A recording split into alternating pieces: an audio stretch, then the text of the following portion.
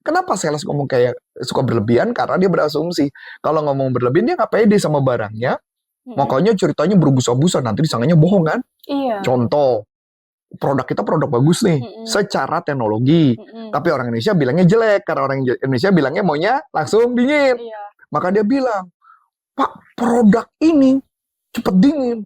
Orang nyalain, udah 30 menit jadi dingin. Ngomel dong orang. Iya. Kayak gitu. Iya juga sih. Iya. Kalau saya kan ngomong, produk ini dinginnya butuh waktu 30 menit. Tetapi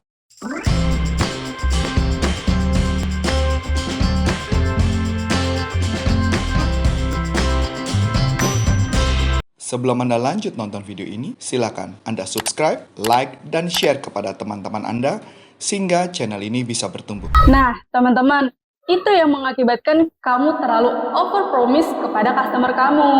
Nah, kenapa sih kita bisa overpromise kepada customer dan bagaimana caranya agar kita nggak terlalu ngasih harapan yang terlalu banyak kepada customer? Ya, langsung aja kita bahas dengan Coach Arif. Halo, Coach. halo, Ya, apa kabar, Coach? baik. Alhamdulillah. Biasa kan di luar sana ya, Coach ya, sales itu terlalu banyak Janji. ngasih harapan, ngasih janji. Iya, ya, Coach, ya. betul, itu betul. Yang katanya ini barangnya bagus loh, terus ini nanti dikirimnya cepet, udah paling murah pokoknya. Iya, Nah, paling the best iya. gitu ya. Pokoknya cara meyakinkannya tuh kayak banyak janji gitu loh, Coach. Nah, sebenarnya kenapa sih kalau overpromise itu sering terjadi, Coach? Saya nggak tahu dari mana datangnya ya. Ini pemikiran ini menarik gitu ya. Karena pada dasarnya kalau sales itu nggak tahu kenapa, itu selalu membuat janji-janji indah. Bahkan gitu ya, saya masih ingat banget, dulu malah saya punya teman, itu tipe orang yang selalu menjawab, ada. Barangnya ada gitu. Padahal nggak ada. Pokoknya ada aja dulu. Nanti masalah nggak ada, urusan nanti. Gitu ya. Iya. Begitu nggak ada, dia langsung ngomel-ngomel tuh. Iya, komplain. Komplain. Kan saya udah bilang ada, ini nggak ada, gimana caranya? Tapi memang kebetulan orang ini yang bilang barang nggak ada jadi ada, ini memang tipe fighter. Oh. Tipe fighter, jadi ya ketika dia bilang ada, dia berusaha berusaha memenuhi janjinya itu. Itu bagus sih ya. Iya. Kalau orang yang bilang ada, walaupun nggak ada, dia berusaha memenuhi janji, dicari gitu ya. Itu bagus. Tapi yang jadi masalah adalah sales yang ngomong ada, barang nggak ada, dan dia juga nggak berusaha fight. Oh, nggak berusaha buat, padahal dia udah kasih janji nih 2 hari ada nih barangnya, tapi dia nggak ada usaha buat barang itu ada 2 hari itu. Oh. Saya bisa ngerti sih, memang ada produk yang memang mungkin waktu ketika kita bilang ada, memang barangnya itu dijual oleh distributor lain mungkin juga kan. Iya. Dia mencari barang lain yang mirip-mirip, maka dia bisa jual. Tapi saya pribadi tidak suka dengan metode yang seperti itu. Saya merasa kalau ketika jualan, kita harus sesuai dengan produknya apa, ya kita ngomongnya seperti itu. Saya ingat banget waktu ketika bekerja di salah satu perusahaan produk China yang teknologinya Jerman. Waktu itu saya ingat banget, saya posisi sudah jadi GM, General Manager di perusahaan itu. Ketika saya pertama kali masuk, saya mencari tahu mengenai produk gitu ya, dan saya cari tahu cara jualan sales, saya terkaget-kaget. Kenapa? Karena ketika saya jadi GM itu ada 3 manajer di bawah saya untuk divisi salesnya. Jadi ada divisi tradisional, ada modern market, dan ada project. Jadi 3 nih. Lucunya, mereka itu seakan-akan kayak nggak tahu, atau seakan-akan mengidemi apa yang dilakukan para sales gitu loh. Jadi sales melakukan kesalahan, dia idemi gitu loh. Bukan ditegur gitu kalau salah gitu ya, tapi jadi kayak diidemin. Jadi contoh gitu ya, waktu itu salesnya ngomong gini, Pak, barang kita ini produk Jerman. Produk Jerman. Bener atau salah? Ya salah. Karena itu produk Cina, teknologi Jerman. Teknologi kan artinya kan cuma mengambil teknologinya aja kan. Iya. Ya produknya buatannya buatan Cina. Tapi dinyatakan ini produk Jerman. Saya ngerasa nggak enak gitu. Saya ngerasa ini kenapa harus ngebohong kayak gini sih gitu ya. Iya. Nah, kenapa nggak kita tetap menyatakan ini produk Cina, tapi teknologi Jerman, dan kita menceritakan apa kualitasnya? Karena di market kan selalu nangkep bahwa Cina itu jelek ya. Iya. Betul ya, produk Iya, Cina itu jelek iya. gitu loh. Ya cepat rusak, Iya. ya pokoknya nggak oke lah gitu ya. Jadi, cara saya mengcounter tentang jeleknya itu. Kalau konotasi produk Cina adalah jelek, makanya saya counter. Cara counternya gimana? Pada saat itu, saya datang ke pabriknya, saya cari tahu sejarahnya, dan saya baru nemu bahwa kenapa barang ini berkualitas sekali. Satu, jadi barang itu saya temukan gitu ya. Kualitas itu karena ketika produk itu pertama kali ada, ya produk itu ada dari China, si bosnya itu presidennya, yang akhirnya menjadi presiden sampai hari ini gitu ya, itu nggak suka ketika dengan kualitas barang itu. Jadi barangnya dilihat, kualitasnya jelek, dia ambil palu. Dihajar sama dia pakai palu. Dihancurin. Barangnya dihancurin. Ketika dihancurkan itu, saya ngeliat, ini bagus dong. Kalau seorang presidir menghajar produknya pakai palu, sampai hancur lebur, dengan alasan karena produknya tidak berkualitas. Padahal presidennya ya? Presidirnya sendiri. Ini presiden baru waktu itu ya. Pada saat itu baru, tapi pada saat sekarang udah lama, udah puluhan tahun gitu ya. Jadi dia hancurkan produknya, dan palunya itu disimpan. Dimasukkan ke dalam memorial, dan saya lihat palunya. Palu itu menunjukkan bahwa inilah dasar kenapa perusahaan kita harus transformasi. Kenapa perusahaan kita harus berubah. Kita tidak mau terima barang jelek. Jadi sama dia, seluruh barang jelek dihancurkan. Seluruh barang jelek dihancurkan. Nah, jadi itu yang saya ceritakan. Gitu ya. Produk ini produk Cina. Saya bikin storytelling. Ya maklum kan, sales kan yang paling jago storytelling tuh. Jadi saya buat cerita. Oh, ini produk mana? Ini produk Cina, Pak. Tapi teknologi Jerman. Wah, saya tahu kan, pasti Bapak berpikir produknya jelek dong. Nah, langsung bikin storytelling. Cerita tentang palu, cerita tentang menghancurkan. Jadi seluruh sales kami yang berikan pelatihan itu. Tentang bagaimana si presidennya itu dengan gagah berani menghancurkan produk itu. Sampai kami tunjukkan foto-fotonya. Wow. Nah, itu saya tunjukin. Nah, sejak saat itu produknya baru laku. Jadi sebenarnya masuk gini, kalau saya lebih baik tidak menjanjikan sesuatu barang ini canggih, tapi lebih baik memang benar-benar kita tunjukkan ini kualitasnya bagus. Iya benar. Dapat ya? Iya. Contoh lagi, ada satu produk datang dari China, kita lihat produknya, saya tidak mau buru-buru jualan tuh. Ketika produknya datang prototype, kita lakukan tes. Tes sederhana.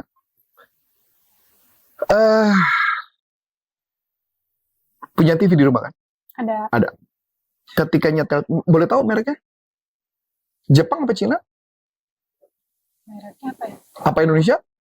Kalau Samsung tuh? Korea. Oh iya. Iya, Samsung itu Korea. Nah, ketika kamu setel TV, pencet volume. Pencet volume ya. Volume berapa yang suaranya sudah mulai kedengaran besar? Volume berapa? Ketika pencet remote, di volume berapa yang kedengaran suaranya udah mulai besar? Menurut kuping kamu. Nonton kan TV kan? Udah jarang. Makanya, singkat-singkat kamu aja. Yang kamu ingat kamu nonton TV, pencet remote, volume berapa yang kedengaran suara baru mulai kenceng? Kadang tuh di volume 6-7 tuh udah kenceng. 6-7 kenceng ya? Nah, ini cerita menarik. Ini cerita menarik nih. Produk Eropa enggak? Seluruh produk Eropa, kenceng itu adalah di angka 25-30. Baru mulai kenceng. 25-30. Aneh ya? 25-30. Sedangkan di Indonesia, kebiasaan kita adalah nyetel TV, kalau kita baru 10 aja juga gede, itu dianggap TV-nya jelek. Iya. Nah, itu konotasi orang Indonesia. Makanya produknya karena ini teknologi Jerman, berarti dia ngikut volumenya Jerman dong. Iya. Ya itu. Nah, apa yang kami lakukan pertama? Kami melakukan pengubahan cuma untuk volume doang. perubahan produk. Suara produk gitu ya. Produk yang sama, cuman hanya volumenya diakalin gitu loh. Jadi produk diakalin supaya 78 suaranya udah kenceng gitu loh. Karena konotasi orang Indonesia 78 harus kenceng gitu. Iya. Nah kalau di konotasinya di produk-produk Eropa enggak. 20, 25, 30. Kalau sekarang udah enggak, orang udah mulai agak normal. Karena TV saya produk Cina juga, sekarang gede 25, 30. Tapi kalau produk-produk dulu enggak, itu menjadi bagian penting tuh. Buat saya melakukan riset pertama kali, gimana caranya membuat saya minta order TV kalau perlu 678 udah kenceng. Kenceng seperti apa, itu benar-benar saya minta. Nah, jadi makanya kenapa ketika ada problem itu, saya melakukan riset, cari tahu market terimanya gimana, baru saya minta. Tapi pada dasarnya tujuan saya adalah, jangan ketika kita jualan produk, kita mengatakan produk kita itu luar biasanya, kayak gimana, enggak. Kalau saya mengatakan produk saya luar biasa, karena memang di dalam hal tertentu, itu luar biasa. Misalnya contoh, dia punya kelebihannya apa? Cepet dingin. AC ya, cepet dingin ya. Tapi kamu tahu nggak? Kalau AC cepet dingin itu berarti listriknya lebih tinggi loh. Iya, ada resikonya berarti. Ada resikonya. Tapi kan saya nggak pernah ngomong. Oh, hanya ibaratnya yang bagus ya dong berarti. Nah, produk yang bagus adalah begitu dinyalain, itu nggak langsung dingin. Kalau produk bagus ya, kita ngomong produk bagus nih, produk yang bener nih. Iya. AC logikanya kalau dinyalain, cetek gitu ya. Tet, nyala kan dalam kan? Iya. Indoor. Outdoor itu akan nyala sekian detik atau sekian menit. Baru nyala. Jadi begitu nyala, tit. Angin kan? Itu mesin blower belum nyala tuh. Proses. Nanti setelah berapa detik baru naik. Itu yang bagus. Produk bagus. Menurut dan mesinnya jadi awet. Produk Cina enggak. Karena memang mau orang Indonesia sukanya langsung dingin, begitu dipencet, tek. Makanya produk-produk Anda kalau pakai AC itu langsung, begitu dinyalain langsung tek tek tek gitu langsung. Makanya kadang-kadang lampu suka kedip kan, kayak kedip gitu loh. Kenapa? Karena narik listrik. Dan listrik itu baru menurun setelah sekian menit. Sudah ruangan dingin. Berarti secara hematan mana? Ya produk yang bagus itu. Bukan produk yang cepet dingin.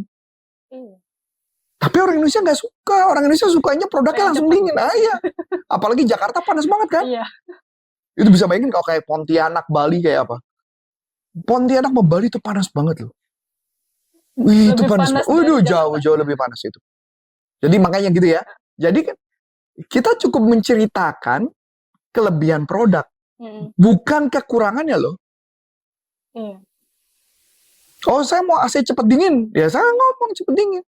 Sama kayak anak saya kemarin di Batam. Batam panas banget. Dia pengen beli AC yang cepet dingin. Saya kasih tahu merek yang ini. Jangan merek yang itu. Cepet dingin kan? Iya, saya tanya listrik yang bayar siapa? Kantor. Ya udah nggak apa-apa, cepet dingin aja. Masuk akal? Iya, kalau produk yang kita bayar sendiri, ya panas-panas dikit 30 menit gak apa-apa ya. Ya itu, plus minus. Iya sih. Cakep ya? Iya. Jadi tugas kita adalah ngomong yang sewajarnya. Karena kenapa sales ngomong kayak suka berlebihan? Karena dia berasumsi kalau ngomong berlebihan dia nggak pede sama barangnya. Makanya ceritanya berbusa-busa, nanti disangkanya bohong kan? Iya. Contoh, produk kita produk bagus nih secara teknologi. Tapi orang Indonesia bilangnya jelek karena orang Indonesia bilangnya maunya langsung dingin. Maka dia bilang, "Pak, produk ini cepet dingin." Orang nyalain, udah 30 menit gak dingin. Ngomel dong orang. Iya. Kayak itu. Iya juga sih. Kalau saya kan ngomong, produk ini dinginnya butuh waktu 30 menit. Tetapi listriknya irit. Oh, oke. Mana yang mau? Kalau kita pengennya cepet dingin. Kalau cepet dingin jangan yang ini gitu loh. Oh, tapi dikasih tahu juga, ibaratnya kalau misalkan ini tuh cepet dingin kalau dalam durasi sekian. Tapi ya ini ibaratnya keuntungan buat si customer. Apakah saya menjelekkan produk saya? Enggak kan? Saya cuma ngomong, produk ini Pak, ini dinginnya memang butuh waktu 30 menit. Tapi hemat listrik. Ini hematnya bisa setengah daripada AC normal.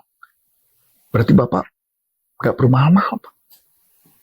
Menarik nggak, beda nggak? Beda. Iya. Pak, produk ini kelemahannya, iya agak beli orang. Iya. Masuk akal? Iya, masuk akal. Clear ya? Iya. Semua produk punya kelebihan kekurangan masing-masing. Nah, kayak gitu cara ngomongnya. Jadi, begitu juga kalau pengiriman. Pengiriman saran saya jangan pernah over promise. Kenapa tuh? Kalau over promise, misalnya, barang kapan dikirim? Kita tahu nih, barang nggak mungkin dikirim besok. Iya. Oh Pak, secepatnya. Bohong tuh. Nanti karena secepat itu persepsi beda-beda. Iya. Mending kita ngomong, maaf Pak, barang ini paling cepat kami kirim 2 hari lagi. Jadi, Paling cepat, 1 hari setelah tanggal pengiriman. Saya ambil contoh. Karena dulu barang saya kan rata-rata barang dari luar negeri. Masuk ke Indonesia. Kami selalu menambahkan waktu dari tanggal jadwal. Jadi kalau jadwal datang, saya ngitung tuh. Datang nih, baru masuk ke gudang kita kapan? Bisa 3 hari. Nah, itu saya tambahin tuh seminggu. Oh. Kenapa? Supaya customer akan lebih happy ketika barangnya datang lebih cepat daripada yang dijanjikan. Iya, lebih suka lebih cepat. Lebih suka. Jadi kalau kita bilang seminggu, terus datangnya 3 hari kemudian, happy dong? Iya. Iya, kalau seminggu terus datangnya 10 hari kemudian, bete. Iya. Ya makanya. Jadi lebih jangan over promise. Over promise under delivery. Mendingan promise, tapi over delivery. Pengirimannya keren gitu. Nah, itu yang lebih penting. Oke, kalau setiap jualan barang, ya tugas saya adalah, ya jangan menceritakan hal-hal yang berbunga-bunga seperti itu. Mendingan apa adanya. Kalau kelebihannya itu kan. Iya. Jadi kayak gitu gambarannya. Oke. Tapi kalau misalkan kita tuh over promise, itu bakalan pengaruh juga ke kepercayaan. Pengaruh. Cara balikinnya gitu? Nggak bisa. Ya cuman pengakuan dosa, Anda minta maaf atas kesalahan yang Anda lakukan. Tapi yang jelas artinya kalau saya dari awal nggak pernah. Itu adalah bagian yang paling penting ketika menjadi sales, dan itu yang saya catat di pikiran saya. Makanya nggak pernah, lebih baik saya nggak pernah promise apapun. Makanya kamu perhatiin deh. Kamu yang kadang-kadang nyali kan? Yang nyali, bisa pas gini. Gua nggak pernah nyali kamu kan? Iya. Kamu bilang, segini Pak. Ih, berani banget gue bilang. Kan saya kan ngitung kan? Nah sekarang kayak contoh. Kayak kemarin kita janjikan. Dikirimnya kapan? Kita janji hari Jumat. Buktinya kamu selesai hari Selasa. Bagus. Selasa kan? Benar kan? Bagus nggak? Iya. Ya bagus. Oh, iya. Tapi kalau misalkan kasusnya pengiriman ya Coach ya. Barangnya akan dikirim, misalkan kita tahu kayak tadi 3 hari lah barangnya datang di kita. Terus kita kasih tahu ke customer tuh 5 hari. 5 hari gitu. Nah, terus dari customer bilang, kok lama banget. Iya, gitu. kita bilang aja apa adanya. Kalau saya kan ngomong apa adanya. Iya, karena barang ini ada di sini, begini, kondisi gini. Daripada nanti Anda kecewa, lebih baik saya ngasih memang 5 hari. Dan menurut saya 5 hari udah pasti akan masuk. Dan biasanya saya nggak akan pernah meleset. Seandainya saya meleset, ada dong. Kemungkinan ada dong. Ini cara rumus. Ini kesalahan sales. Janji 5 hari. Lucunya, sampai di hari kelima, kita tahu barang belum datang, kita pura-pura bego. Salesnya. Pura-pura bego apa? Gimana tuh? Nggak nelfon, nggak ngabarin, nggak ngasih tahu. Bahkan kalau ditelepon customer, pura-pura nggak diangkat sama dia. Ini yang membuat orang tambah kesel. Iya. Kalau saya nggak. Kalau janji 5 hari, hari keempat saya ngomong. Masih ingat nggak ada satu project yang kita ke Jawa Tengah? Yang kamu keluar dari deadline? Saya langsung chatting kan? Iya. Saya bilang kan, maaf ya, karena ini ternyata saya ada beberapa project lagi saya kerjakan. Saya minta waktu, tambahan waktu. Betul nggak? Saya ngomong kan? Iya. Jadi customer nggak bisa marah karena kita telepon sebelum waktunya. Ngasih tahu ngabarin. Kalau misalkan ini kayaknya yang ngomel sih, tapi ngomelnya nggak akan separah kalau Mama udah nggak datang, telat, kayak gitu. Nah kayak gini deh. Nah ini saya mau cerita kesalahan saya barusan aja nih. Kamu tahu kan belakangan ini kan pernah ada kejadian internet kita putus. Iya. Iya kan? Internet kita putus. Kemudian kita udah telepon berkali-kali dan sebagainya. Ternyata kartu kredit sudah membayar katanya. Kata kartu kredit sudah membayar, tetapi ternyata uangnya belum masuk ke pihak internet. Nah, saya sampai datang ke kantornya internet, saya datang menunjukkan buktinya, dan mereka mengeluarkan surat ke saya. via WhatsApp bahwa menyatakan dananya tidak masuk sama sekali dari pihak kartu kredit. Ya kamu kan taunya udah masuk, taunya udah nyala internet kan? Iya. Nah, ada ceritanya, Grab.gt tahu tuh. Nah, jadi tahu nggak apa yang saya lakukan? Supaya internet tuh jalan, saya bayar dulu, saya bayar lagi. Cash. Duh. Kalau nggak internet nggak bakal nyala. Iya. Loh nanti gimana kalau kartu kredit masuk? Ya saya bilang sama pihak dari internetnya, boleh deposito dong? Boleh. Ya sudah. Jadi buat bulan depan yang akan dipotong. Nah ini menarik. Saya telepon dong ke pihak bank. Setelah mereka pulang, saya telepon ke pihak internet. Ke pihak bank. Mereka masih meyakini bahwa itu sudah bayar. Saya jawab, enggak. Saya punya surat resmi dari pihak internet bahwa dananya nggak masuk. Bisa nggak Anda mengeluarkan transaksi recordnya? Dan pihak banknya bilang nggak bisa. Ya kan lucu kan? Iya. Gini deh, karena saya udah punya surat dari pihak internetnya, boleh nggak saya email? Boleh, saya email ke banknya. Nah menarik adalah, saya dibales sama pihak bank. Bank itu menyatakan ada permasalahan begini, dan permasalahan itu kelihatannya sudah diselesaikan, atau gimana saya nggak tahu. Bisakah Anda, saya, menghubungi pihak bank lagi? Aneh ya? Aneh ya? Iya. Yang problem dia ya? Iya. Harusnya dia nelfon saya ya? Suruh saya yang nelfon dia. Keren nggak itu pelayanannya tuh? Saya terus terang aja sih udah mau saya tutup tuh kartu kredit tuh. Dulu tuh kartu kredit itu bagus sebelum pindah tangan ke bank lain. Saya sampai sekarang belum saya telepon. Belum saya telepon. Dari sananya juga nggak ada. Nggak ada yang telepon, biarin aja. Saya paling ntar telepon lagi paling ntar. Saya nggak pusing, ntar aja bodo amat. Tapi itu menunjukkan bahwa saya komplain, saya nggak ditelepon. Saya hanya ditelepon kalau saya lupa bayar. Giliran dia yang salah, dia nggak telepon. Suruh saya yang telepon dia. Bang, macam apa itu pelayanan? Clear? Berarti apa? Dia cuma mau mementingkan kepentingan mereka. Mereka nggak pentingkan kepentingan nasabah. Nah itu juga termasuk bagian servis yang jelek dari sebuah bank. Ada bank besar loh.